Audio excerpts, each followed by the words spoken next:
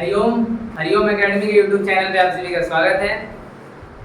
हम लोग आज इलेक्ट्रोमैग्नेटिक इंडक्शन पढ़ेंगे, ईएमआई, जो कि आजकल हर एक व्यक्ति चुकाता है क्योंकि बहुत सारा सामान किस्ती में लेके एंजॉय करता है।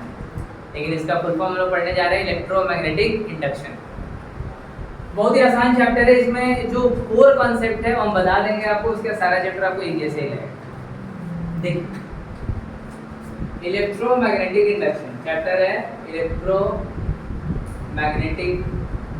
इंडक्शन, जिसको आप शॉर्टकट में ईएमआई बोलते हैं। चलिए, इंस्टॉलमेंट। इसका कंसेप्ट क्या है कि जो हम लोग चौथा चैप्टर में पढ़े हैं कि जब किसी कंडक्टर में करंट फ्लो करेगा, जब किसी कंडक्टर में करंट फ्लो करेगा तो आसपास मैग्नेटिक फील्ड क्रिएट होगा। ठीक है, ये कौन बोला था? ऑस्टेड। ठीक है, लेकिन जैसे जैसे साइंस आगे बढ़ा तो सवाल ये है, क्या करंट के कारण मैग्नेटिक फील्ड प्रोड्यूस हो रहा, करंट के कारण मैग्नेटिक फील्ड प्रोड्यूस हो रहा, तो क्या मैग्नेटिक फील्ड के कारण करंट प्रोड्यूस हो सकता है? ये सवाल उठा। तो सवाल उठता है तो साइंटिस्ट लोग उसका जवाब खोजने के लिए परेशान रहते। तो जो फैराडे थे वो बोले हाँ, ये संभव है कि यदि मैग्नेटिक फील्ड है जो कि बदल रहा है लगातार, मैग्नेटिक फील्ड क्या है? लगातार बदल रहा है, तो उस बदलते मैग्नेटिक फील्ड के कारण करंट प्रोड्यूस हो सकता है। बहुत सारा एक्सपेरिमेंट किए, ठीक है, अब बताएं यदि मैग्नेटिक फील्ड चेंज होगा तो करंट प्रोड्यूस हो सकता है। तो फैराडे का फर्स्ट लॉ हम लोग पढ़ने जा रहे हैं, Faraday's first law, Faraday's first law. वो बात बोले कि यदि आप यहाँ देख लो, यहाँ पर मान लो आप एक कॉइल रखें, ठीक है, इसमें हल्का सा गैल्वेनोमीटर लगा देते हैं, एक कॉइल रखें, ठीक है, और यहाँ पर एक बार मैग्नेट है, ठीक है, और आप इस बार मैग्नेट को ऐसे ऐसे कर रहे हैं। 10th क्लास में पढ़े होंगे, 10th क्लास में एक्सपेरिमेंट था, यहाँ पर एक कॉइल रख दो और एक बार मैग्नेट को ऐसे ऐसे ऐसे ऐसे मूव करना है। तो बार मैग्नेट का, जब बार मैग्नेट इधर आ रहा तो मैग्नेटिक फील्ड बढ़ रहा, बार मैग्नेट दूर जा रहा तो मैग्नेटिक फील्ड घट रहा, तो मैग्नेटिक फील्ड लगातार चेंज हो रहा। तो फैराडे बोले कि यदि मैग्नेटिक फील्ड चेंज होगा तो ये जो गैल्वेनोमीटर है इसमें डिफ्लेक्शन, मतलब मैग्नेटिक फील्ड चेंज होने से इस कॉइल में करंट फ्लो होगा, तभी तो गैल्वेनोमीटर डिफ्लेक्ट करेगा। करंट कब फ्लो होगा? जब ये क्लोज सर्किट रहेगा, और यदि ओपन सर्किट रहेगा तो ईएमएफ प्रोड्यूस होगा। क्या? EMF, potential difference. तो फैराडे का पहला स्टेटमेंट था कि जब किसी कॉइल से, ये आपका कॉइल है, जब किसी कॉइल से जो मैग्नेटिक फील्ड लाइंस है या जो मैग्नेटिक फील्ड है वो चेंज होता है, तो यदि ये कॉइल ओपन सर्किट में है तो इसके अक्रॉस ईएमएफ या पोटेंशियल डिफरेंस प्रोड्यूस होगा, और यदि ये क्लोज सर्किट में है तो इसमें करंट फ्लो करेगा। बहुत ज़्यादा अमाउंट में नहीं, गैल्वेनोमीटर से हम उसको डिटेक्ट कर सकते हैं, ठीक है। तो इनसे सवाल किया गया कि भाई कितना करंट जो प्रोड्यूस होगा कितना प्रोड्यूस होगा, ठीक है। तो फैराडे उसके लिए सेकंड लॉ थी, ठीक है। उससे पहले, उसको जानने से पहले हम लोग एक टर्म जान लें, मैग्नेटिक फ्लक्स।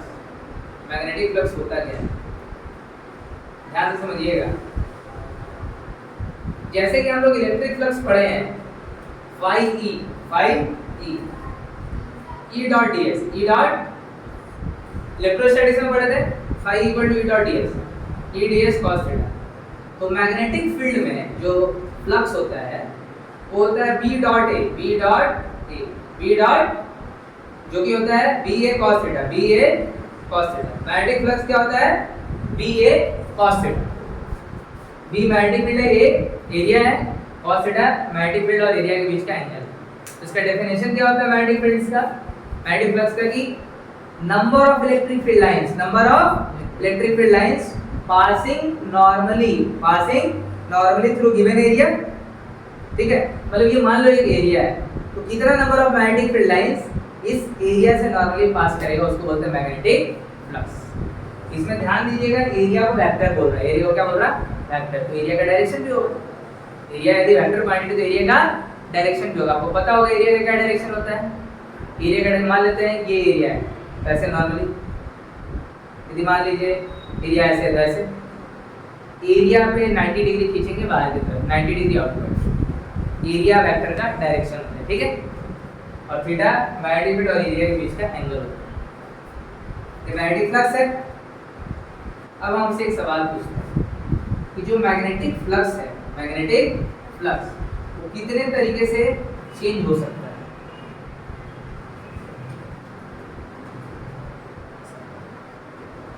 यदि मैग्नेटिक फील्ड को चेंज करना है, मैग्नेटिक फ्लक्स को चेंज करना है, तो हम कितने तरीके से चेंज कर सकते हैं बताएंगे?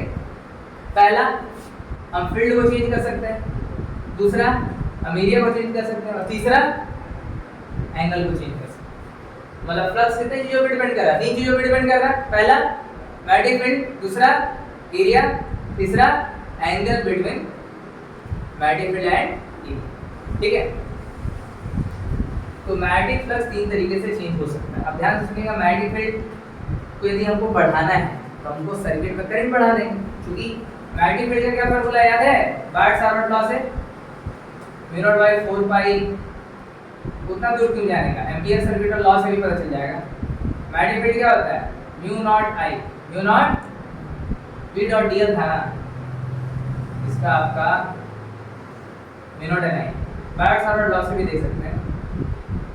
बार्ट-सावर्ट लॉ में बोला गया कि current is directly equal to magnetic field is directly equal to current, magnetic field is directly equal to current होता है। तो करंट बढ़ेगा तो फील्ड बढ़ेगा, और करंट घटेगा तो मैग्नेटिक फील्ड घटेगा। क्लियर है बात? चलिए, एरिया बढ़ाना है। एरिया कैसे होता है? मान लीजिए कोई कॉइल है, वो कंप्रेस कर सकता है और एक्सपेंड कर सकता है, तो उसका एरिया चेंज होगा। अब थीटा का बात करें, एंगल, तो मान लीजिए यहाँ पर मैग्नेटिक फील्ड ऐसे है, ठीक है। कोई कॉइल का जो रोटेशन है उसको हम चेंज कर देते हैं, मान लेते हैं ऐसे रोटेट कर रहा है तो थोड़ा और तेजी से घुमा देते हैं या उसका स्पीड कम कर देते हैं, तो उससे हम लोग एंगल चेंज कर सकते हैं। हम लोग क्वेश्चन में करेंगे ज़्यादा समय है, ठीक है। तो हमको बस ये पता होना चाहिए कि फ्लक्स चेंज कितने तरीके से हो सकता है? वो 3 तरीके से, फील्ड चेंज कर सकते हैं, एरिया चेंज कर सकते हैं और एंगल चेंज कर सकते हैं, ठीक है। क्या तो कोई दिक्कत नहीं। अब फैराडे का सेकंड लॉ पढ़ते हैं, ध्यान से सुनिएगा। Faraday's second law, Faraday's second law बहुत परीक्षा में आता है, डायरेक्ट पूछता है state Faraday's first law and Faraday's second law. तो फैराडे फर्स्ट लॉ बताया कि यदि किसी कॉइल से जो मैग्नेटिक फील्ड लाइंस, मतलब मैग्नेटिक फ्लक्स, आप समझिएगा, पहले आपको मैग्नेटिक फील्ड के बारे में पता था और मैग्नेटिक फ्लक्स के बारे में पता, तो अब फैराडे का जो स्टेटमेंट है पूरा क्लियर हो जाएगा। यदि किसी कॉइल से जो मैग्नेटिक फ्लक्स लिंक है, जो मैग्नेटिक फ्लक्स लिंक है वो चेंज होगा, चेंज होगा, तो उसमें करंट इंड्यूस होगा यदि सर्किट क्लोज है, और यदि सर्किट ओपन है तो ईएमएफ इंड्यूस होगा। अरे सिंपल सा एग्जांपल समझो, मान लेते हैं हम तुमको रोज 10 रुपये दे रहे हैं और अचानक से तुमको हम 2 रुपये देने लगे, तुम्हारा चेहरा चोखा जैसा नहीं बन रहा है? अरे चेहरे का एक्सप्रेशन चेंज होगा कि नहीं होगा? यहाँ भी तो ये हो रहा ना कि ये आ रहा, ये क्या है? मैग्नेटिक जो बार मैग्नेट है कॉइल की तरफ आ रहा, मैग्नेटिक फील्ड बढ़ रहा, पूरा खुश, फिर जाने लगा पूरा, तो ये जो बिहेवियर चेंज हो रहा है ना, तो मैग्नेटिक फील्ड के कारण हो रहा है। मैग्नेटिक फील्ड लाइंस चेंज हो रहा है, मैग्नेटिक फील्ड लाइंस क्या हो रहा है? चेंज, नजदीक आ रहा तो मैग्नेटिक फील्ड लाइंस ज्यादा हो जा रहा है, दूर जा रहा तो मैग्नेटिक फील्ड लाइंस कम हो जा रहा है। तो इससे जो number of magnetic field lines है, पहले ज्यादा पास कर रहा होगा फिर कम पास कर रहा। फ्लक्स क्या है कि किसी कॉइल से 90 डिग्री, जैसे कॉइल ऐसे है, कॉइल ऐसे, मैग्नेट ऐसे जा रहा फिर आ रहा, तो जब नजदीक जा रहा तो ज्यादा number of magnetic field lines जा रहा, समझ रहा? ये ऐसे कॉइल है, बार मैग्नेट ऐसे जा रहा है, तो बार मैग्नेट जाएगा तो ज्यादा मैग्नेटिक फील्ड लाइंस जाएगा, और जब वापस आएगा तो कम मैग्नेटिक फील्ड लाइंस जाएगा। तो मैग्नेटिक फ्लक्स क्या है कि number of magnetic field lines passing, number of magnetic field lines passing normally through given area. तो कम मैग्नेटिक फील्ड लाइंस जाएगा तो मैग्नेटिक फ्लक्स उससे चेंज हो जाएगा, ज्यादा जा रहा है कम जा रहा है, बस चेंज होना है, बस चेंज होना है। कितना चेंज हो रहा है नहीं हो रहा बात की बात, यदि मैग्नेटिक फ्लक्स इस कॉइल से चेंज होगा तो उसमें करंट इंड्यूस होगा, यदि सर्किट क्या रहेगा, क्लोज। सर्किट क्या रहेगा, क्लोज। और सर्किट बंद रहेगा, ओपन रहेगा, तो ईएमएफ इंड्यूस होगा। ठीक है, अब उससे पूछा गया कि कितना, तो फैराडे सेकंड लॉ बोलता है कि जो ईएमएफ इंड्यूस होगा, सर्किट को माना है ओपन, सर्किट को माना है ओपन, जो ईएमएफ इंड्यूस होगा वो rate of change of magnetic flux होगा, rate of change of magnetic flux होगा। EMF induced in the coil, EMF induced in the coil, इस coil में जो EMF induce होगा is equal to the dt मतलब rate, dt मतलब rate और dt मतलब छोटा change, rate of change of magnetic flux। ठीक है, स्टेटमेंट आपको E क्या है, EMF, E क्या है, EMF। चलिए क्लियर बात यहाँ तक। अब जो सबसे मुद्दा का बात है, इस पूरा चैप्टर का जो सार है हम बताने जा रहे हैं आपको, ये चैप्टर आपका समाप्त हो जाएगा बहुत ही आसानी से। ठीक, आपको ईएमएफ इंड्यूस करने के लिए क्या चाहिए, change in magnetic flux. EMF induce करने के लिए क्या चाहिए, change in magnetic flux. Magnetic flux कैसे चेंज हो सकता है, तीन तरीके से, तीन तरीके से। फील्ड चेंज कर लो, एरिया चेंज कर लो और थीटा चेंज कर लो। यदि इन तीनों में से कोई भी चेंज होगा तो क्या चेंज होगा, फ्लक्स चेंज होगा। फ्लक्स चेंज होगा तो ईएमएफ इंड्यूस होगा, फ्लक्स चेंज होगा तो, और ईएमएफ इंड्यूस होगा तो करंट इंड्यूस होगा। क्या होगा, करंट का फार्मूला क्या होता है भाई, E by D by R। Open circuit है इसीलिए E ले रहा है, क्लोज सर्किट रहेगा तो उसको V लिखेंगे। पसंद है, तो ये है आपका पूरा चैप्टर इसी से बन जाएगा। ये आपका सबसे इंपॉर्टेंट है। फिर से बता रहे हैं, मैग्नेटिक फ्लक्स चेंज होने के लिए तीन तरीका है, या तो फील्ड चेंज हो जाए, फील्ड चेंज करने के लिए हमको करंट चेंज करना पड़ेगा, या तो कॉइल का एरिया चेंज हो जाए, या तो मान लेते हैं यहाँ पे मैग्नेटिक फ्लक्स है, मैग्नेटिक फील्ड है और कॉइल का मूवमेंट हो है, तो कॉइल का, तो पहले मान लेते हैं बड़ा एरिया होगा तो वो आगे जाएगा तो उसका एरिया धीरे धीरे घटने लगेगा, और थीटा यदि आप रोटेट करते हैं तो उसका एंगल भी चेंज हो जाएगा। ये तीन फैक्टर पे डिपेंड करता है, और तीनों फैक्टर में से कोई एक बदलेगा तो फ्लक्स चेंज होगा, फ्लक्स चेंज होगा तो ईएमएफ आएगा, ईएमएफ चेंज होगा तो करंट इंड्यूस होगा। क्लियर बात। चलिए, फैराडे का फर्स्ट और सेकंड लॉ हो गया। अब आप लोग सोच रहे हो भैया माइनस क्या है, माइनस क्यों। ये जो फैराडे का सेकंड लॉ, उसमें जो माइनस है वो असली में लेंज लॉ है। क्या है ये, लेंज लॉ। क्या होता है लेंज लॉ, लेंज लॉ कहता है कि जो इंड्यूस ईएमएफ होगा, जो इंड्यूस ईएमएफ होगा उसका एक पोलैरिटी है। क्या ये, पोलैरिटी, प्लस या माइनस जो भी हो, तो बोलता है the polarity of induce EMF, the polarity of induce EMF is such that it will oppose the very cause that had produced it. Hindi में बोलते हैं, अंग्रेजी ज्यादा।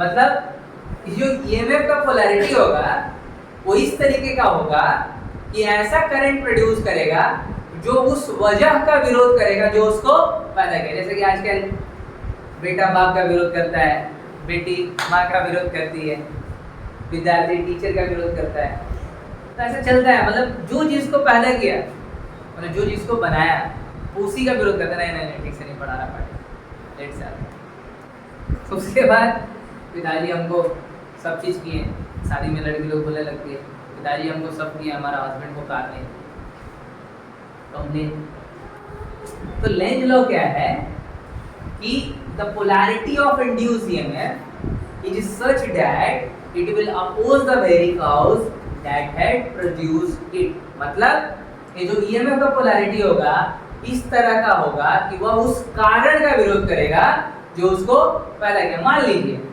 ईएमएफ है, ईएमएफ को पैदा कौन किया, मान लेते हैं करंट। करंट चेंज होने से फील्ड चेंज हुआ, करंट चेंज होने से फील्ड चेंज हुआ, तो इस फील्ड चेंज होने से फ्लक्स चेंज हुआ, फ्लक्स चेंज होने से ईएमएफ आया।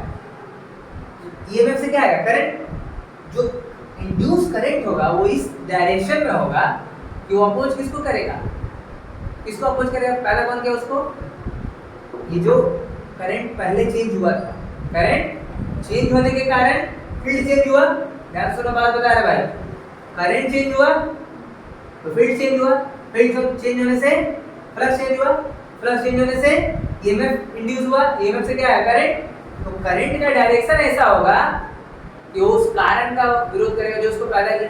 अब बताओ, ये जो इंड्यूस करंट होगा उसको पैदा किया ईएमएफ, ईएमएफ कौन पैदा किया, फील्ड, फील्ड कौन पैदा किया, करंट।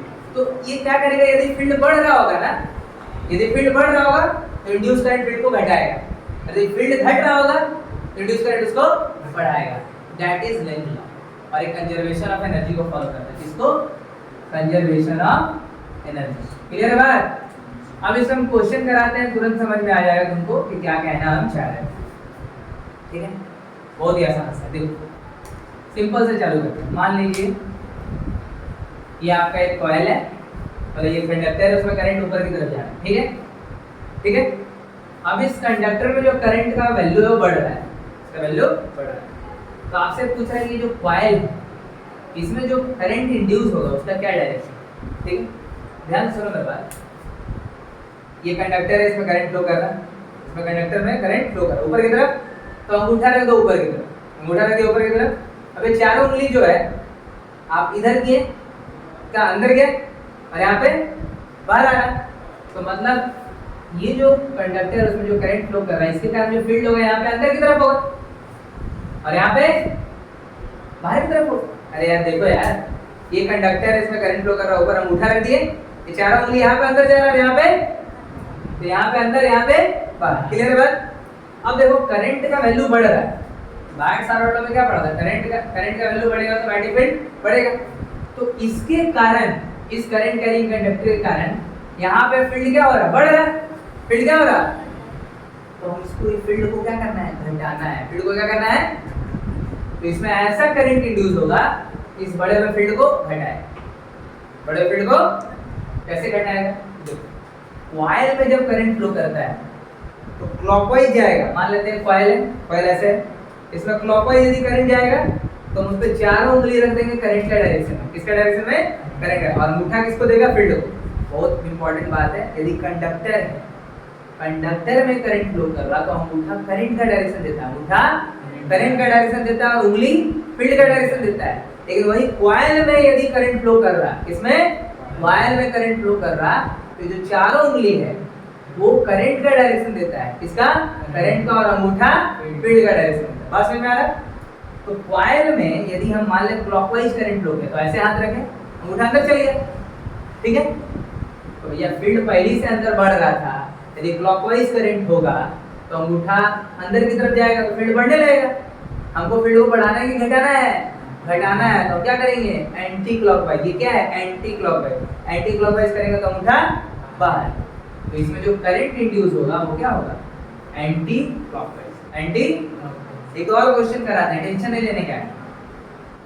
अब ये पहला क्वेश्चन था, अब दूसरा क्वेश्चन ध्यान से देखो। मान लेते हैं कि ऐसा हो गया,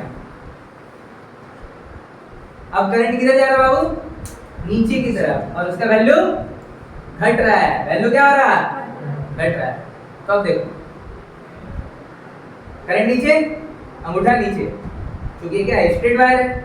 अब फील्ड इधर बाहर, अरे इधर, इधर, यहाँ पे बाहर आएगा और यहाँ पे अंदर।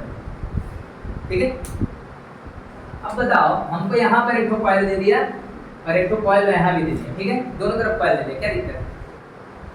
अब यहाँ कॉइल है, यहाँ पे जो फील्ड है बाहर की तरफ बढ़ रहा है कि घट रहा है, घट रहा है। क्यों, करंट, तो यहाँ पे जो फील्ड है घट रहा, और यहाँ पे फील्ड क्या होगा, दोनों तरफ फील्ड घट रहा, लेकिन यहाँ पे फील्ड अंदर की तरफ घट रहा और यहाँ पे फील्ड बाहर की तरफ घट रहा। अब घट रहा तो हमको फील्ड को बढ़ाना है, फील्ड को क्या करना है, बढ़ाना है। तो फील्ड को बढ़ाना है, ध्यान से सुनो, यहाँ पे कैसा होगा, एंटी क्लॉकवाइज। क्या होगा, एंटी क्लॉकवाइज, बाहर की तरफ फील्ड को सपोर्ट करेंगे। एंटी क्लॉकवाइज होगा तो बाहर की तरफ फील्ड, इसमें कैसे जाएगा, एंटी क्लॉकवाइज चला जाएगा, और इसमें अंदर की तरफ सपोर्ट करना है तो क्लॉकवाइज जाएगा। कैसे जाएगा, क्लॉकवाइज, इसमें चल जाएगा क्लॉकवाइज और इसमें चल जाएगा एंटी क्लॉकवाइज। और समझ में आ रहा। ये लोग ऐसा क्वेश्चन आप लोग घर में बनाइएगा, यहाँ पे कॉइल, यहाँ पे कॉइल, और यहाँ पे घट रहा, यहाँ पे बढ़ रहा, यहाँ पे, ठीक है, बन जाएगा, आसानी से बन जाएगा। अब हम एक और क्वेश्चन इसमें करा देते हैं, ध्यान सुनिएगा। ये जो नॉर्थ पोल होता है, नॉर्थ पोल, इसको हम लोग एंटी क्लॉकवाइज मानते हैं। क्या मानते हैं? दिख रहा आपको? अरे ऐसे जा रहा कि नहीं? ऐसे। अरे ये वाला चीज ऊपर जा रहा और ये वाला चीज ऐसे जा रहा कि नहीं? ऐसे जा रहा। और जो साउथ पोल है उसको क्या मानते हैं? ऐसे ऐसे जा रहा, क्लॉकवाइज। क्लियर है बात? तो देखिए, ये बात समझ में आएगा तो अच्छी बात है। आप देखिएगा, यहाँ पर कॉइल रखा हुआ है, ठीक है, और ये जो ऊपर से एक मैग्नेट आ रहा है, ऊपर से एक मैग्नेट ऊपर से नीचे आ रहा है, ठीक है ना? ऊपर से नीचे आएगा तो कॉइल क्या करेगा? उसको आने देगा कि उसको अपोज करेगा। लेकिन लोग क्या करना? अपोज करना है। आ रहा होगा तो रोकेगा, जा रहा होगा तो बुलाएगा। सही बात है कि नहीं बात है? देखो होता क्या है, ऐसी अभी खेला चलता है। जब आप किसी मान लेते हैं लड़की को बोल दें कि अब हम उससे बातचीत नहीं करेंगे, अब हम पूरा लक्ष्य पे ध्यान देंगे, ठीक है, तो हम पढ़ रहे हैं, लड़की सोचेगी भाई बेचारा पढ़ कैसे रहा है, पढ़ रहा है एकदम जी जान से, एकदम टॉप करेंगे, फाट फीट देंगे, आईएएस बनेंगे, उनको एक मैसेज आ जाएगा, फिर तुम्हारा पूरा जो आईएएस बनने का जुनून है तुम भावुक हो जाएगा। लेकिन तुमको ध्यान रखना है, लेंज लॉ बुलाती है मगर जानेंगे। समझ आ रहा बात? मतलब ये आ रहा तो इसको क्या करना है? रोकना है। और जा रहा तो नहीं भाई, लेंज सब बोलता है जा रहा तो बुलाना है, आ रहा तो रोकना है। हम बोलते हैं जा रहा तो जाने दो, आ रहा तो रोक लो। ये जीवन का लेंज लॉ है। इधर का लेंज लॉ बोलता है आ रहा है तो रोको, जा रहा है तो बुलाओ, ठीक है, ध्यान रखना। तो ऊपर से नीचे आ रहा, हमको इसको रोकना है। अरे ऊपर से नीचे आ रहा मैग्नेट, हमको इसको रोकना है। रोकने के लिए हमको इसको रिपेल करना पड़ेगा। अब साउथ आ रहा, साउथ यहाँ साउथ क्रिएट कर देंगे तो रिपल्सन हो जाएगा। Like pole repel each other, like pole ये साउथ आ रहा है, हम ये आ रहा है, इसको भगाना है, तो यहाँ पे क्या क्रिएट करेंगे? साउथ। साउथ का मतलब क्लॉकवाइज, साउथ का मतलब क्लॉकवाइज। क्लियर है बात? और यदि देखो, आप देखो जा रहा पार्टी, उसको बुलाना है, जा रहा बेचारा, जा रहा ना, उसको बुलाना है। जा कौन सा रहा है? साउथ है इधर, तो बुलाएगा कैसे? नॉर्थ क्रिएट करना पड़ेगा। यहाँ क्या क्रिएट करना पड़ेगा? नॉर्थ, काहेंकि अपोजिट पोल्स अट्रैक्ट और लाइक पोल यहाँ पे क्या हो जाएगा? Anti clockwise, anti clockwise. Clear बात? लेकिन एक चीज गौर से देखना, ऊपर से जब ये गिर रहा होगा तो एक्सेलरेशन ड्यू टू ग्रेविटी से गिर रहा होगा, फ्री फॉल, ऊपर से नीचे जी से गिर रहा होगा। अब कोई चीज ऊपर से नीचे जी से कर रहा है तो उसको ऊपर रोक दिए तो उसका एक्सेलरेशन बढ़ेगा कि घटेगा? घटेगा यार।